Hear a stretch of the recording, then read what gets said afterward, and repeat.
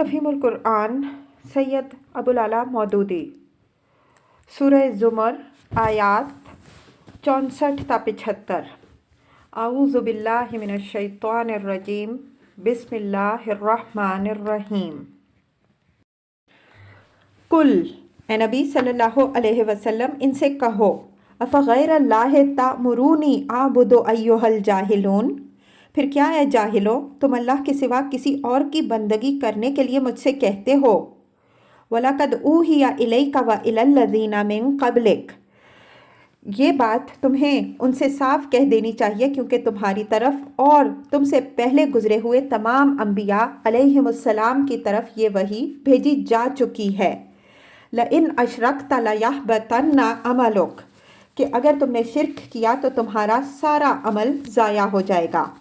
تفسیر، یعنی شرک کے ساتھ کسی عمل کو عمل صالح قرار نہیں دیا جائے گا، اور جو شخص بھی مشرک رہتے ہوئے اپنے نزدیک بہت سے کاموں کو نیک کام سمجھتے ہوئے کرے گا، ان پر وہ کسی اجر کا مستحق نہ ہوگا اور اس کی پوری زندگی سراسر ضیاع کاری بن کر رہ جائے گی۔ وَلَتَكُونَنَّ مِنَ الْخَاسِرِينَ، اور تم خسارے میں رہو گے۔ بَلِ اللَّهَ فَاعْبُدْ، لہٰذا اے نبی صلی اللہ علیہ وسلم تم بس اللہ ہی کی بندگی کرو۔ وَقُم مِّنَ الشَّاكِرِينَ، اور شکر گزاروں میں بندوں میں سے بن جاؤ۔ وَمَا قَدَرُ اللَّهَ حَقَّ قَدْرِهِ، ان لوگوں نے اللہ کی قدر ہی نہ کی جیسا کہ اس کی قدر کرنے کا حق تھا۔ تفسیر، یعنی ان کو اللہ کی عظمت و کبریائی کا کچھ اندازہ ہی نہیں ہے۔ انہوں نے کبھی یہ سمجھنے کی کوشش ہی نہیں کی کہ خداوند عالم کا مقام کتنا بلند ہے اور وہ حقیر ہستیاں کیا شے ہیں جن کو یہ نادان لوگ خدائی میں شریک اور معبودیت کا حقدار بنائے بیٹھے ہیں۔ وَالْأَرْضُ جَمِيعًا قَبْضَتُهُ يَوْمَ الْقِيَامَةِ وَالسَّمَاوَاتُ مَطْوِيَّاتٌ بِيَمِينِهِ، اس کی قدرت کاملہ کا حال تو یہ ہے کہ قیامت کے روز پوری زمین اس کی مٹھی میں ہوگی اور آسمان اس کے دست راست میں لپٹے ہوئے ہوں گے۔ تفسیر، زمین اور آسمان پر اللہ تعالیٰ کے کامل اقتدار و تصرف کی تصویر کھینچنے کے لیے مٹھی میں ہونے اور ہاتھ پر لپٹے ہونے کا استعارہ استعمال فرمایا ہے۔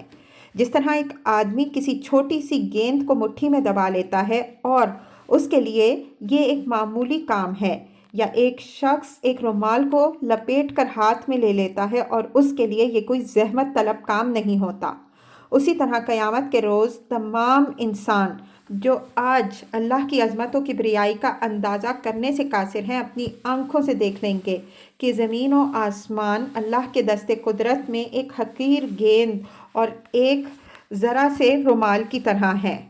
مسند احمد، بخاری، مسلم، نسائی، ابن ماجہ، ابن جریر وغیرہ میں حضرت عبداللہ بن عمر رضی اللہ عنہ اور حضرت ابو ہریرہ رضی اللہ عنہ کی روایات منقول ہوئی ہیں کہ ایک مرتبہ نبی صلی اللہ علیہ وسلم ممبر پر خطبہ ارشاد فرما رہے تھے۔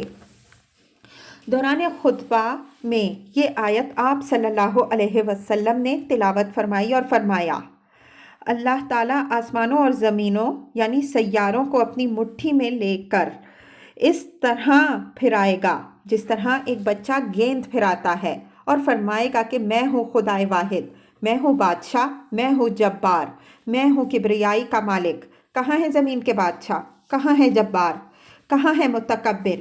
یہ کہتے کہتے حضور صلی اللہ علیہ وسلم پر ایسا لرزہ طاری ہوا کہ ہمیں خطرہ ہونے لگا کہ کہیں آپ صلی اللہ علیہ وسلم ممبر سمیت گر نہ پڑیں۔ سبحانہ و تعالی عما یشرکون، پاک اور بالا تر ہے وہ اس شرک سے جو یہ لوگ کرتے ہیں۔ تفسیر، یعنی کہاں اس کی یہ شان عظمت و کبریائی اور کہاں اس کے ساتھ خدائی میں کسی کا شریک ہونا۔ وَنُفِخَ فِی الصُّورِ، اور اس روز سور میں پھونکا جائے گا۔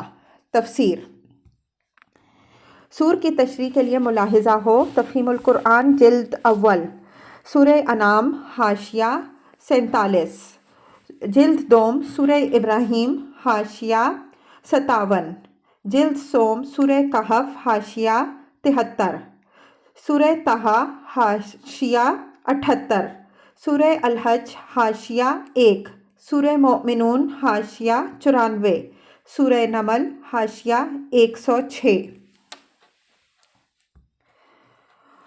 فَصَعِقَ مَن فِی السَّمَاوَاتِ وَمَن فِی الْأَرْضِ إِلَّا مَن شَاءَ اللہ، وہ سب مر کر گر جائیں گے جو آسمانوں اور زمین میں ہیں، سوائے ان کے جنہیں اللہ زندہ رکھنا چاہے۔ ثُمَّ نُفِخَ فِیہِ أُخْرَىٰ فَإِذَا هُمْ قِیَامٌ يَنظُرُونَ، پھر ایک دوسرا سور پھونکا جائے گا اور یکایک سب کے سب اٹھ کر دیکھنے لگیں گے۔ تفسیر۔ یہاں صرف 2 مرتبہ سور پھونکے جانے کا ذکر ہے۔ ان کے علاوہ سورہ نمل میں ان دونوں سے پہلے ایک اور نفخہ سور کا ذکر بھی آیا ہے، جسے سن کر زمین و آسمان کی ساری مخلوق دہشت زدہ ہو جائے گی۔ آیت 87۔ اسی بنا پر احادیث میں 3 مرتبہ نفخہ سور واقع ہونے کا ذکر کیا گیا ہے۔ ایک نفخہ فزع یعنی گھبرا دینے والا سور، دوسرا نفخہ صاعق یعنی مار گرانے والا سور، اور تیسرا نفخہ قیام لرب العالمین یعنی وہ سور جس کے پھونکتے ہی تمام انسان جی اٹھیں گے اور اپنے رب کے حضور پیش ہونے کے لیے اپنے مرکزوں سے نکل آئیں گے۔ وَأَشْرِقَتِ الْأَرْضُ بِنُورِ رَبِّهَا، زمین اپنے رب کے نور سے چمک اٹھے گی۔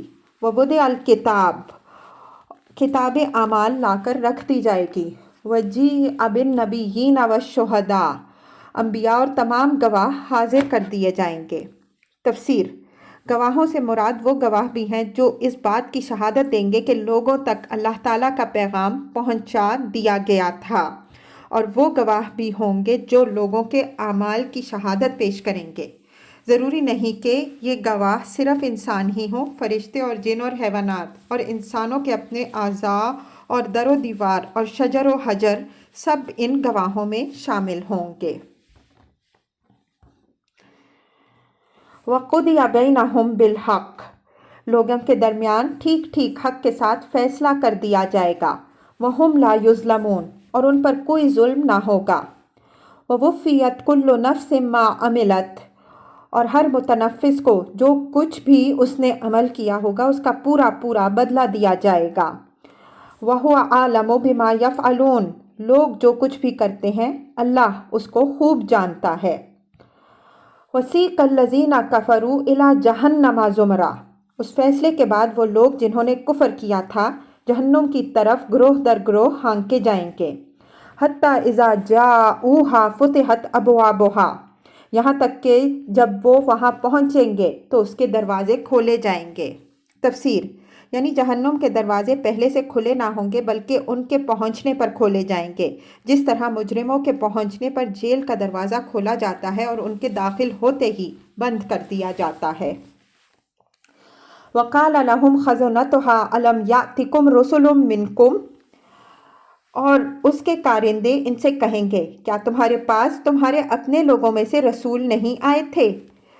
یتلون علیکم آیات ربکم وینذرونکم لقاء یومکم ھذا، جنہوں نے تمہیں تمہارے رب کی آیات سنائی ہوں اور تمہیں اس بات سے ڈرایا ہو کہ ایک وقت تمہیں یہ دن بھی دیکھنا ہوگا۔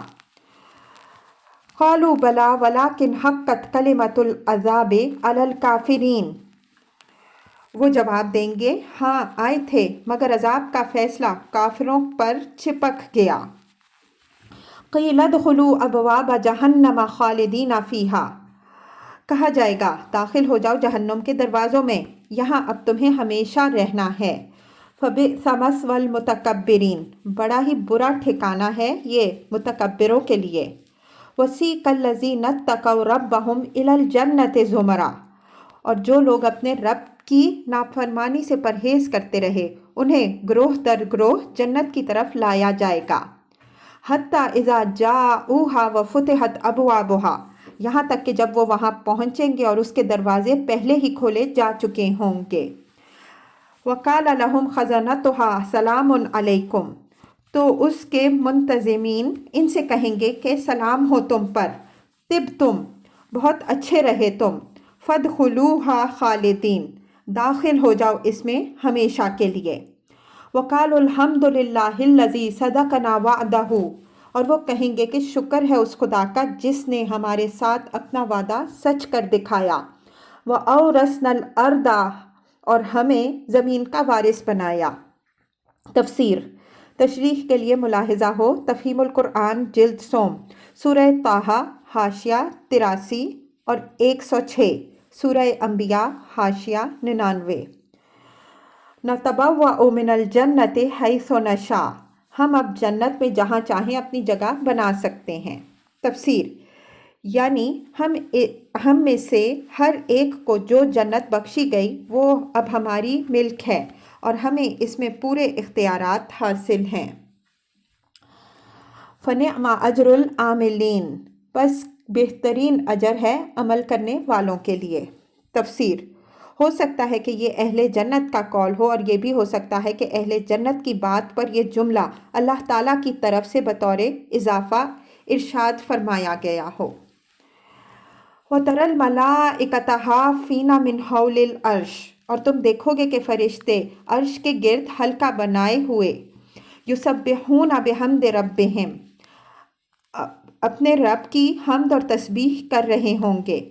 وَقُضِيَ بَيْنَهُمْ بِالْحَقِّ، اور لوگوں کے درمیان ٹھیک ٹھیک حق کے ساتھ فیصلہ چکا دیا جائے گا۔